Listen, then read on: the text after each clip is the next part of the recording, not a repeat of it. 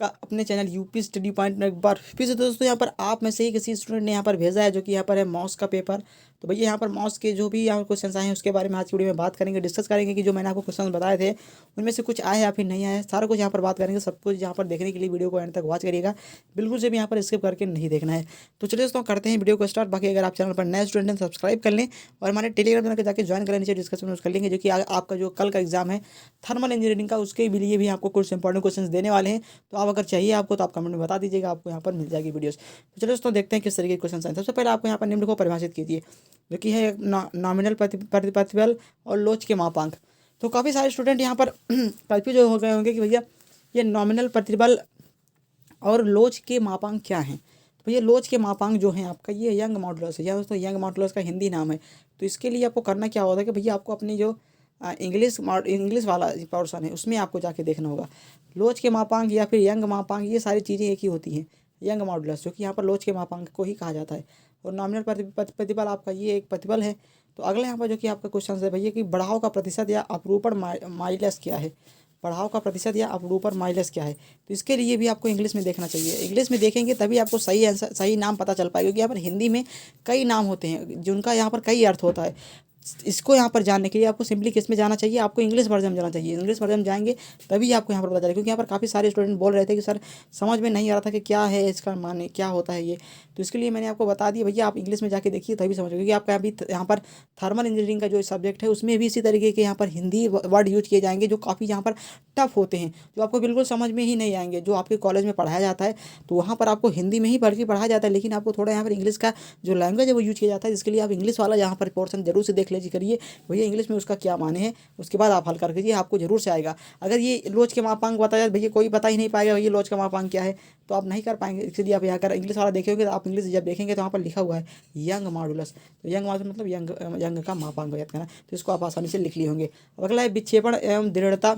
अब विक्षेपण एवं दृढ़ता आपसे बोल दिएगा विक्षेपण क्या है ये आप यहाँ पर बताइए, दृढ़ता क्या है ये आप बताइए। तो विक्षेपण डिस्प्लेसमेंट होता है, दृढ़ता आपकी क्या होता है स्टेपनेस होती है। स्टेपनेस जो आपका कुट्टे जो आपकी दुर्नम्यता होती है, दुर्नम्यता वही आपकी क्या कहलाती है दृढ़ता। दृढ़ता को इंग्लिश में स्टेपनेस आप जाके देखेंगे तो स्टेपनेस आपको मिलेगा। अगला है मुख्य प्रतिबल प्रिंसिपल जो कि यहाँ पर स्ट्रेस होता है।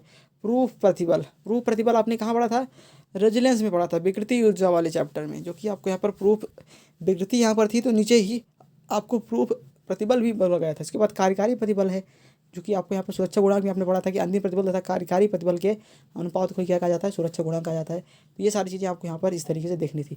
अगला क्वेश्चन जो कि आपका भैया निम्नलिखित को समझाइए प्रत्यक्ष तनन की वजह से विकृति ऊर्जा। पहले आपको विकृति ऊर्जा बता देना था, उसके बाद तनन की वजह से विकृति ऊर्जा बता देना था। पलटाव तथा पलटाव के मापांक। अब भैया पलटाव क्या है ये भी यहाँ पर काफ़ी सारे स्टूडेंट कंफ्यूज हो गए होंगे कि भैया पलटाव ये क्या होता है। पलटाव अगर हिंदी वाले हो भैया तुरंत यहाँ पर कंफ्यूज होंगे भैया ये तो पढ़ा ही नहीं गया है, ये तो है ही नहीं। तो आप अगर यहाँ पर आपके इंग्लिश पोर्शन में जाके देखेंगे तो यहाँ पर क्या लिखा हुआ है रेजिलेंस लिखा हुआ है। रेजिलेंस पलटाव मतलब रेजिलेंस, रेजिलेंस को क्या कहा जाता है इंग्लिश हिंदी में विकृति ऊर्जा, विकृति ऊर्जा ही कोई रेजिलेंस कहा जाता है। और ये यहाँ पर देखिए आप यहाँ पर अगर देखेंगे इसको यहाँ पर इंग्लिश में तो आपको यहाँ पर ये मिलेगा कि क्या लिखा हुआ है स्ट्रेन एनर्जी, उसी को ही रेजिलेंस कहा जाता है। और पलटाव के मापांक मतलब रेजिलेंस मॉडुलस, रेजिलेंस मॉडुलस मतलब विकृति मापांक क्या है, विकृति ऊर्जा मापांक क्या होता है, यही आपको बताना था। तो अगर आप हिंदी में आपको समझ में नहीं आ रहा है तो आप इंग्लिश वाला एक बार जरूर से देख लीजिए करिए। इसलिए मैं कहता हूँ भाई आपको जो याद करने वाली चीज़ है जो हेडिंग है आप ज़रूर से उसको दो चीज़ों में याद करिएगा, हिंदी में और इंग्लिश में, जिससे कि अगर मान लीजिए हिंदी में कठिन वर्ड दे दिया गया तो आप इंग्लिश में देख के तुरंत यहाँ पर अंदाजा लगा लेंगे भैया वही, नहीं तो आप जानते हुए भी नहीं लिख पाएंगे और बोलेंगे कि सर ये तो कुछ भी आया नहीं, जो आपने बताया वो भी नहीं आया। तो भैया इसी तरीके से मैं आपको बता रहा हूँ कि इंग्लिश वाला जरूर से एक बार देख लीजिए करिए। अगला है जड़ तागुड़ मोमेंट ऑफ इनर्शिया। बंकन आगुड़ आरेख की अवधारणा बताइए क्या होती है। बंकन आगुड़ आरेख मतलब कि बीएमडी जो आपका बेंडिंग मोमेंट आरेख होता है वो यहाँ पर है। बंकन का आप देख के तुरंत यहाँ पर ये समझिए बंकन क्या है, तो बंकन नहीं भैया बेंडिंग मूवमेंट है, जो आपका बेंडिंग मूवमेंट आरेख होता है वही यहाँ पर उसको बताना था किस तरीके से क्या होता है उसमें। अगला है समान बंकन का सिद्धांत बताइए, सिंपल बेंडिंग मूवमेंट का आपको बताना था। अगला जो ये फार्मूला है आपका यहाँ पर सिग्मा पान y equal to M upon I equal to ये पाना, ये बहुत ही उपयोगी यहाँ पर फार्मूला था और इसका आपको डेरिवेशन वगैरह आना चाहिए, बाकी इसका उपयोग कहाँ है वो आपको बताना था।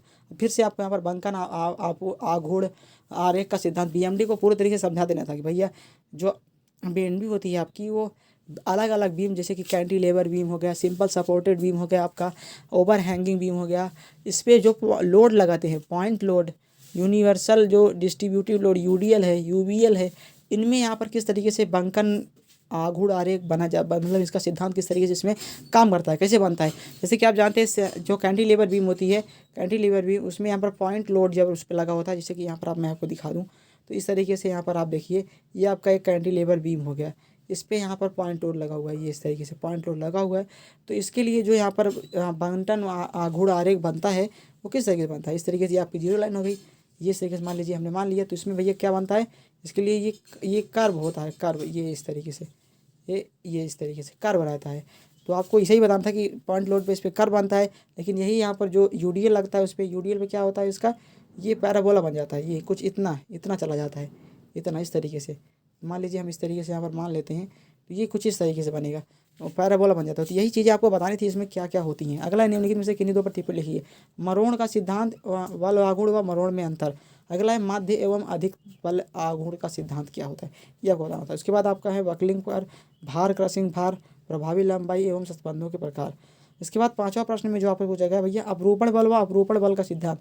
अब ये अगर आप देखेंगे भैया अपरूपण बल क्या है, अपरूपण बल तो आप सुने ही नहीं होंगे, तो आपको जब इंग्लिश वाला पोर्शन देखेंगे तो इंग्लिश वाले में आपको बताएगा भैया क्या शेयरिंग फोर्स है। शेयरिंग फोर्स क्या होता है यह तो आपने पढ़ा है, शेयरिंग फोर्स का सिद्धांत भी आपको बताना है। मतलब कि शेयरिंग फोर्स का सिद्धांत जब आप देखेंगे तो उसमें लिखा concept of sharing force diagram, मतलब जैसे बेंडिंग मूवमेंट डायग्राम था इसी तरीके से शेयरिंग फोर्स डायग्राम भी होता है ना, आप जानते हैं ऐसे एसएफडी जो आपको बना जाता है वही चीज़ यहाँ पर पूछा गया था। तो ये हिंदी में देख के आप बिल्कुल से भी घबराइए मत, हिंदी में अगर आप इंग्लिश में देखेंगे तभी आपको समझेगा। मगर बाकी अगर आप अपरूपण बल देखेंगे तो कोई नहीं लिख पाएगा, लेकिन आप शेयर फोर्स जब देख लेंगे तो आपको तुरंत पता चलेगा शेयर फोर्स क्या होता है। शेयर फोर्स हमने आपको बताया भी था। अब अगला यहाँ पर जो कि आपका आता है पतले बेलन में अनुदैर्ध्य व परिधि प्रतिबलों को सविस्तार कीजिए। पतले बेलन में जो अनुदैर्ध्य है और परिधि बल है किस तरीके से यहाँ पर काम करता है। अगला है ढाल एवं विक्षेपण प्रतीक परंपरा व वित्तीय बेकन बंकन को परिभाषित कीजिए, किस तरीके से क्या होता है इसमें, ये आपको बताना था। तो इतने क्वेश्चंस थे आपके, इसमें से काफ़ी क्वेश्चंस यहाँ पर जो कठिन नाम दे दिए गए हैं आपको इंग्लिश में देख के उसको हल करने थे। बाकी आपका यहाँ पर एग्जाम अच्छा गया या फिर नहीं आप कमेंट में बता दीजिएगा, और वीडियो पसंद है वीडियो को लाइक करिए। बाकी अगर थर्मल इंजीनियरिंग की इंपॉर्टेंट क्लास चाहिए तो आप कमेंट में बता दीजिएगा और जाकर टेलीग्राम चैनल को ज्वाइन कर लें। तो चलिए दोस्तों मिलते हैं किसी नए वीडियो में, तब तक के लिए बने रहिएगा हमारे इस चैनल पर। जय हिंद, वंदे मातरम।